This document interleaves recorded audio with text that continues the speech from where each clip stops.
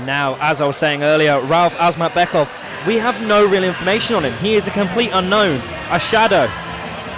Well, this is always an interesting bout, especially with familiar like Max Mordente, his opponent. When you have that research, you can really build a picture in your head, but on the game day itself, it could always change. You never know what they're going to come out with strategy-wise. I'm gonna be surprised either way, but I'm looking forward to this. Max is a good friend of mine. Like, we talk every day, and we also he's one of my main training partners.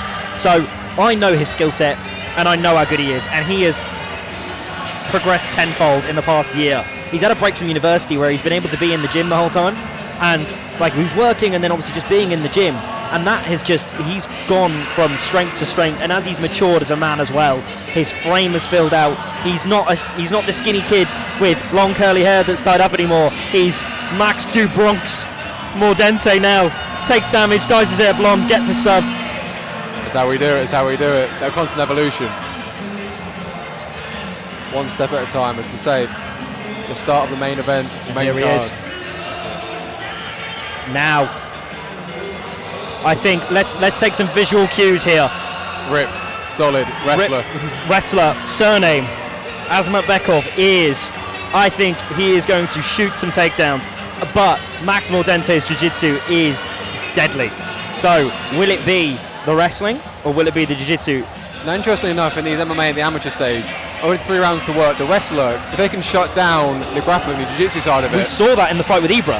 I personally had that as a draw with the third round being a 10-8, but he lost those first 2 via that London shoot fight as patented control. I mean, this is the whole thing of applying your grappling, applying these things, because the whole control time is such a grey area, and the judging changes all the time as to say what is the actual hierarchy. Yes. Is it the ground and pound? Is it the position?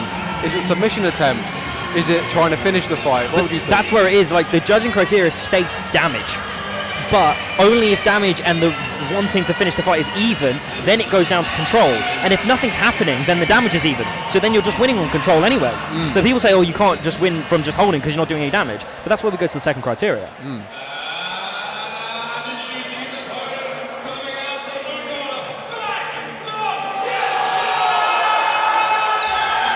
And here he is, the boy. The myth. As Steve would say, the tooth. Yeah, man, he's the tooth. And supposedly Max absolutely despises that nickname, but that's why we give them. Oh, it has been the joke of the gym, the tooth. And Du Bronx. Him and Duncan have dyed their hair blonde to channel the inner Charles Oliveira. I was going to jump on train as well if I was fighting this on this card, as I was due to. But I think trying to dye my hair, you're going to need a team of 5 people to try and get them. It's just too difficult. I'd have to go full as well. Go beard blonde, hair blonde, chest hair's blonde. Super Saiyan. I'd look like a Saiyan, it'd be great. Here he is. Now, knee sleeve on. Yeah, the knee sleeve is an interesting point. So if you had that kind of injury, would you like to highlight that to your opponent, or would you really need that? What do you think? I don't believe it is an injury. He hasn't spoken about it in the gym, and he's something that he would say to me. And I wouldn't sugarcoat it. I think it's because he's going to be shooting takedowns and wants to not get that abrasion on his knee. I know what he's like. In the corner as well, you've got Sam Creasy and Kev Capel. Again, the absolute years of experience between the two of them. You'd imagine the game planning around that sort of thing would have been tried and tested throughout his camp. Yes. So, the wrestling the work of the wrestling has been put in with myself and Sam and like George and Max. We've got me and Sam basically just shooting on these boys constantly and killing ourselves trying to take them down. And their wrestling is just getting better and better and better. And especially you've got Sam Creasy, UK MMA legend. Kev Capel, yeah, like legend. Chris Fenson, legend. This fight has got Fight of the Night written all over it. This is our 15th bout of the MMA season in the 61 kilo division. Introducing first your fighter red corner, representing Team Boxing, Rauf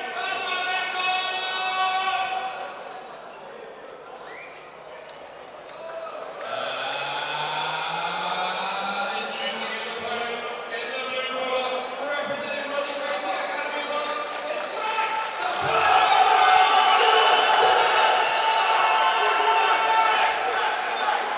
Rauf looks ready. He looks composed, stoic. Max is cool, calm and collected. High boosters on as well. Nice and clean.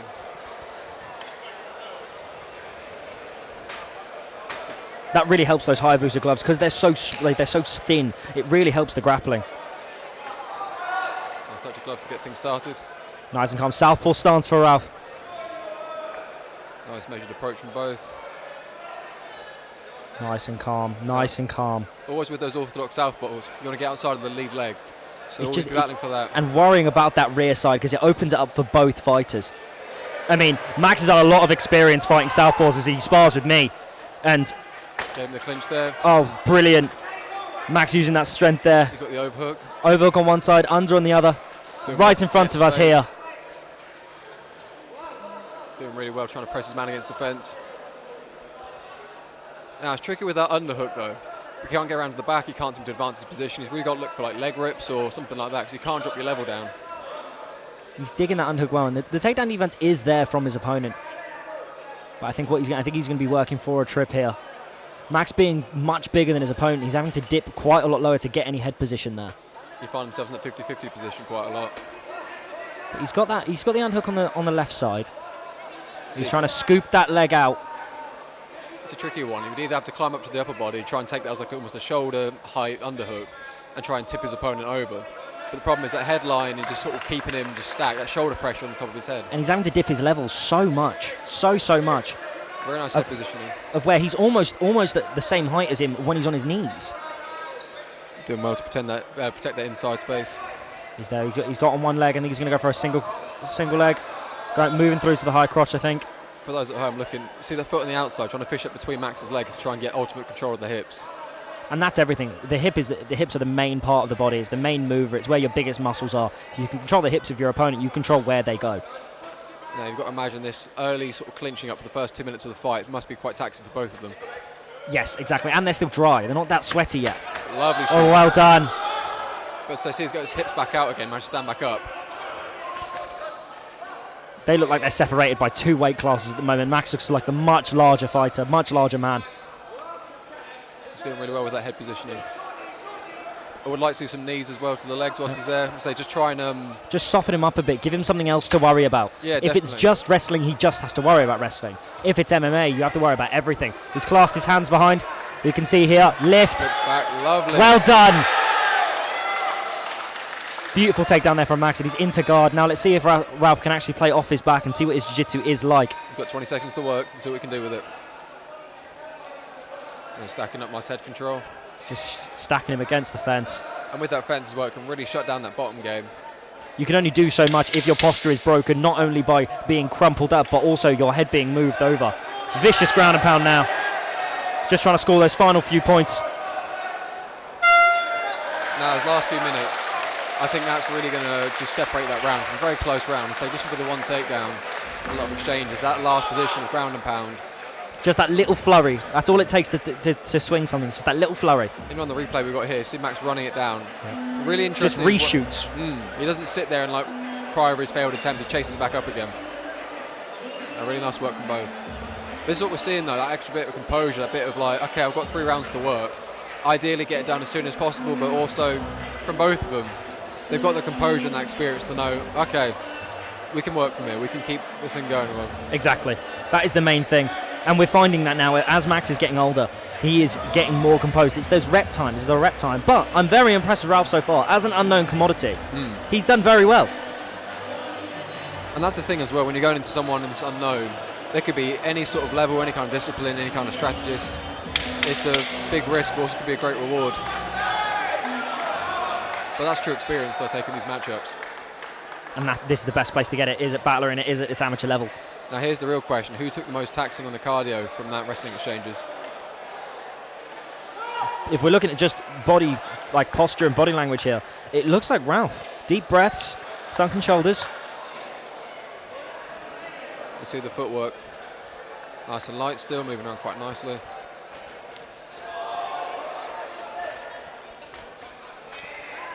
Good little boxing exchange there. Max lining up that rear hand. Well, like we said as well, getting that outside control. So open side will get more options for the body and everything else. You can see that Rauf is obviously, he's had a lot more experience fighting open stance as a southpaw, as he's developed that lead hook quite nicely, of where it's coming round the shoulder. And often you land a lead hook more than you do a jab when in an open stance because of the blocking of the hand and the hand fight. There we go. One of the things I like to see with these kicks as well, whenever they land to the open side. Yes. And that's something you don't see as well. We see it throughout the early Superman punch. Whoa. Nice dropped. Covering the guillotine. Solid shots from Rauf there. Rocked him down, but Max did an instinctual takedown. Well, let's see how Max can recover from that. As to say, when he's taking those kind of shots, was he off balance? Was he hurt? He's doing well to have his composure to get better position, controlling the knee line, the body lock, and kind passing. of stuff. Yeah, fantastic. Passed over. Really good battle here. Loads of inches of just space, just getting taken up and trying to be controlled. Max has got really long limbs as well, so he's able to use big fulcrums and make movements a lot easier, not having to muscle things, using the technique to just pass over. Now that leg triangle, I'd say, is a mistake to try and make some space, if anything. If you've got and he's passed over straight into mount. And so he's grapevining the legs through. This is a real sort of thing to see from Max now. Does he try and smashing some ground and pound? Does he try and recover? Because you've got to think, unless you're going to get it finished, if you lose that position, back on the feet. Yeah. I think he's going to be trying to set up a submission here. That head and arm, I think, is calling his name. Yeah, definitely. That elbow line's getting further and further away. There we are. On the elbow. Called it. Be careful of those short elbows by accident. There we go. He's heading. He's searching for that head and arm choke. And he's just going to pepper little shots and try and get him to move out of that position. Really doing well here. Controlling, grapevine in the legs. And for those at home wondering what we're on about, when you see the elbow over the pan and bottom, you want to get as high as possible up to the ear. Then you've really got the head and the arm controlled to choke the opponent out. And that shoulder pressure is really going to kill the bridges. Last look, the ground pounds to pepper up. This is what we're saying though, Clacker's just gone. We've got 10 seconds left to get a finish. Hops to the back. I don't think that was the clapper, it's still 30 left. 30 left. Someone's just clapping. That's it, just trying to put just happy. This crowd has been spoilt. Absolutely spoilt. On the arm bars there. The urgency's there. Back on top. The jiu-jitsu has been absolutely phenomenal from Max Mordente. 20 seconds left to try and get this finish. He needs to watch the back of the head though. I'm really impressed by the patience of Max as well. And he's flowing in that flow state, really flowing between positions. 10-second clapper. That's the actual one. Lovely little short shot with the left hand there. He's really hitting inside the guard. Another fantastic round. I would say that Max took that round. It was worrisome at points, especially with the. Did he drop him? Did he stun him? Wobble him? Wobbled him at least. Well, this is the tricky thing to sort of work out. Was he hurt at that stage? Has he fully recovered? Because although he's been in advantageous positions, not to say he's fully recovered in himself. This might be the. It was a Superman punch that he landed. It was brilliant, really. This is it. Oh no, there was just chin checks. A bunch of chin checks. Let's see on the replay here. Yep, Superman punch, right hook, left hand. Yeah, he did drop him. Off balanced, short little shovel shot with the rear hand. I'm a big fan of that as an open stance, of throwing the shovel like a shovel hook almost with your rear hand, because it comes at that funny angle of where not so much an uppercut, not a hook, and it hits that 45-degree line of where you're not going to see stuff, but it's also going to slip through underneath. Oh, definitely, especially with the footwork if they're not completely on balance. All you need is that sort of thing. One shot to knock them off balance, then just push them over. Just force some forward pressure. Referee having some words, I believe, about the back of the head shots, probably.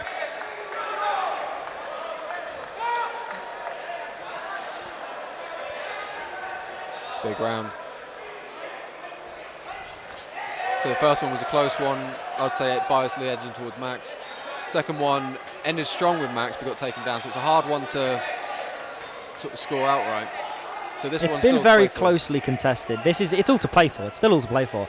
We know that Rauf has the ability to hurt Max, and that is ultimately the off switch. If he can get an opportunity like that again and then control the distance and not get overexcited.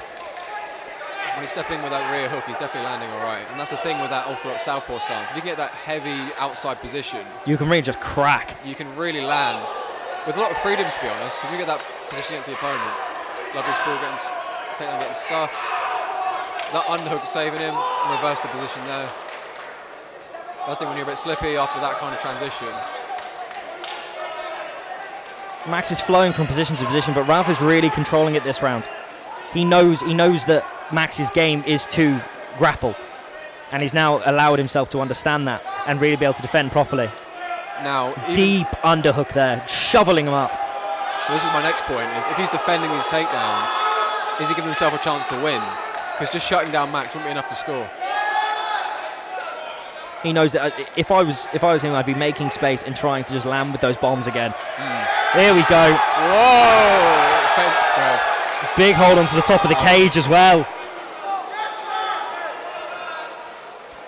I think if any another infringement like that, a point might be taken as well, because that impacted the takedown itself. It definitely took some sting out of it. Yes, for sure. But Max's grappling has been looking on point, and as the bigger man, he's really imposing his will. And that head position is doing really well to outstretch the opponent. Because when you're on your back like that, you really want to get on your side and really try and control that knee line and get that hip back in. And also, the dyed blonde hair, that is doing 10% extra damage. Oh, it's definitely like peroxide in his eyes. I thought he was going to step over for a mounted triangle then. Now, if you're Max right now, would you sit pretty? Would you try and get a finish now? What would your... If I was Max, and I know what he's like, he wants a finish.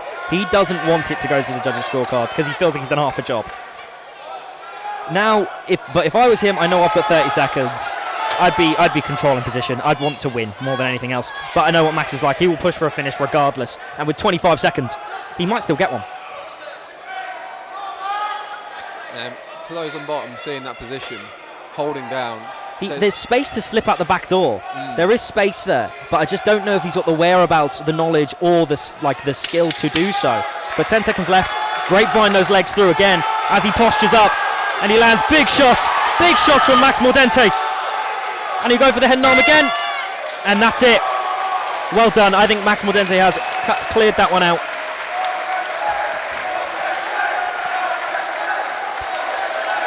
Max Mordente, strong performance. Had a couple of worrying occasions, but really showed his grappling prowess. Showed that RGA, fence and jiu-jitsu heritage, and all that wrestling practice that he's been doing in the gym. As we have a look at some highlights here, that Superman punch and that flurry of hooks that sat Max on his bottom, and then Max shot that takedown and then just dominated from there. As soon as Max got top position, that was it. Strong position, strong. This big lift and slam with the cheeky fence grab that changed the trajectory of the takedown. That would have been a much worse time.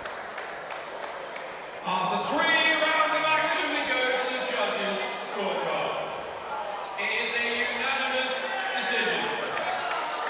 For the fighter in the blue corner. And there it is, Max Mordente getting the win. Wonderful performance.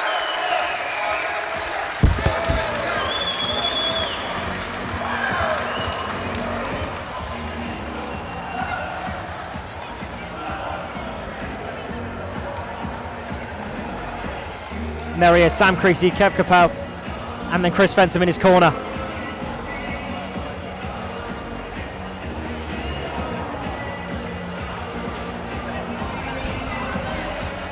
And now, after joining me in the commentary booth, he's then gone back to his interviewing duties. Dan Lester will have the next words with Max Mordente and be able to break down that fight. Bit tired. No, I'm good. I was just surprised at the cardio because I usually do 5s because I train with like Sam Creasy and guys, and they're all pros. We do 5-minute rounds. They're only 3s, and I was feeling it. It was much harder than I thought. Yeah, everyone at RJ Barks, Kev Capel, Fenton Jiu-Jitsu, Chris Fenton, Sam Creasy, Tom Creasy, the guys at BST. Yeah, everyone knows all the guys I train with. So yeah, just a big shout. Oh, George Caruana, 2 fights. He's fighting for a title. Make sure you stay on to watch him. Yeah, that's it.